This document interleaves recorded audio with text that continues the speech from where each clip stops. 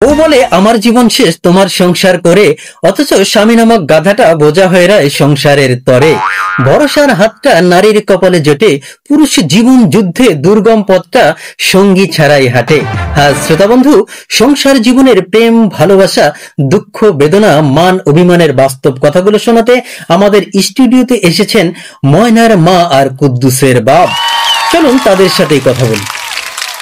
বউরা কোনো কারণ ছাড়াই এমনি এমনি ঝগড়া করে, কোনো কারণ না থাকলেও দেখবেন দাঁতের মধ্যে চিলকায়। অনেকটা ইঁদুরের মতো। আমরা তো জানি ইঁদুর যদি বেশিক্ষণ কাঠ কাটতে না পারে তাহলে কিন্তু মারা যায়। ঠিক সেই রকমই বউরা যদি বেশিক্ষণ ঝগড়া করতে না পারে তাহলে সে দম বন্ধ হয়ে পেট ফেটে মারা যাবে। আপনার বউ যদি প্রতি 48 ঘন্টার মধ্যে 3 বার ঝগড়া না করে তাহলে কি হবে? আপনার বউ যদি প্রতি 48 ঘন্টার মধ্যে 3 বার ঝগড়া না করে তাহলে ধরে নিবেন আপনার বউয়ের মানসিক সমস্যা আছে। ডাক্তার দেখাতে হবে? হ্যাঁ, আপনার বউয়ের মানসিক সমস্যা আছে এটা নিশ্চিত থাকেন।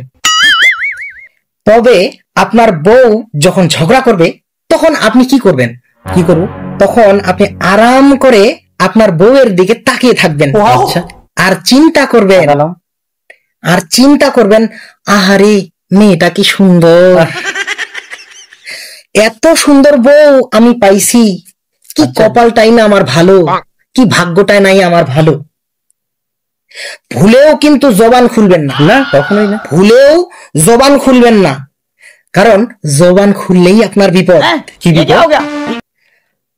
আপনি যেটা নিয়ে কথা বলবেন ওইখান থেকে আপনার বউয়ের নতুন ঝগড়ার স্টেপ শুরু হবে।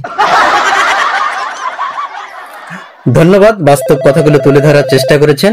আমাদের কাছে একটা ফোন এসেছে, আমরা একটু ফোনটা রিসিভ করি। হ্যালো হ্যালো, কে বলছেন? কোথা থেকে বলছেন? আমি তুলসী মল্লিক বলছিলাম, পঞ্চগড় বানিয়াপট্টি থেকে। পঞ্চগড় থেকে। বলুন কি সমস্যা আপনার? আমার দাঁতের মধ্যে অনেক ব্যথা, দেশে বিদেশে সকল ডাক্তার দেখানো শেষ, এমনকি কবিরাজও দেখানো শেষ, কিন্তু কিছুতেই দাঁতের ব্যথা কমছে না। আপনার কাছে কি এর কোনো সমাধান আছে? জি আপু, ধন্যবাদ। আমার মনে হচ্ছে কি আপনি যেহেতু দেশে এবং বিদেশে সব জায়গায় ডাক্তার দেখিয়েছেন কিন্তু আপনার দাঁতের ব্যথা ভালো হয়নি, আমার মনে হচ্ছে যে ডাক্তারি চিকিৎসা এটা আপনার ব্যথা ভালো হবে না। আপনারা মেয়েরা সকাল থেকে রাত পর্যন্ত স্বামীদের উপর যেভাবে দাঁত খিঁচুনি দেন এতে কিন্তু আপনাদের দাঁতের উপর প্রচন্ড চাপ সৃষ্টি হয়, এই জন্য হয়তো দাঁত ব্যথা করে। এই কাজটা একটু বাদ দেওয়ার চেষ্টা করেন, আশা করি আপনার সমস্যার সমাধান হবে। ঠিক আছে, ভালো থাকবেন।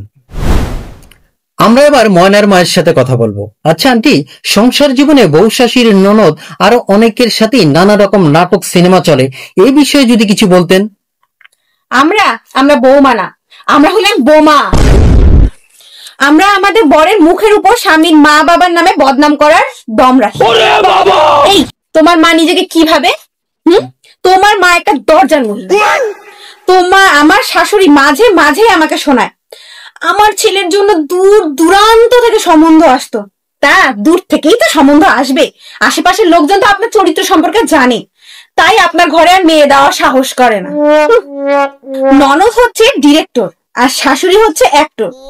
ননদ ফোনে ফোনে ডিরেকশন দেয় আর শাশুড়ি হয়ে যায় পেট্রোল, আর ননদ হয়ে যায় দিয়াশলাই। প্রত্যেকটা শাশুড়ি বলবে, ওমা তুমি এটাও শিখে আসো নাই, ওমা তোমার মা তোমাকে এটাও শেখায় নাই। শোনেন, এটা আমার বাপের বাড়ি, কোনো স্কুল না। বৌমা বাড়িতে আসার পর থেকেই দেখবেন শাশুড়ি আর কোনো কাজ করতে পারে না। তাহলে আগে কাজগুলো কে করতো? সব শাশুড়িরাই ধোয়া তুলসী পাতা, খালি আমি ধুধুরা পাতা, আমাকে দেখলেই চুলকায়। জানেন, আমি বাড়ির বউ, আমি কেন খাবার হজম করব? আমি তো হজম করব তার কথা। সে আমার কোনো ভালো দেখতেই পারে না, তার চোখের এতটা সমস্যা জানেন, তারপর তার কানেরও সমস্যা, আমার প্রশংসা সে শুনতেই পারে না। তারপর আরো কি জানেন, তার পেটেরও প্রবলেম আছে, আমার খুশি সে হজমই করতে পারে না। বিয়ের আগে মনে হতো আমার শ্বশুর শাশুড়ি কত ভালো, ভাজা মাছটা যেন উল্টেও খেতে জানে না। অসংখ্য ধন্যবাদ, বাস্তব কথাগুলো তুলে ধরার চেষ্টা করেছেন।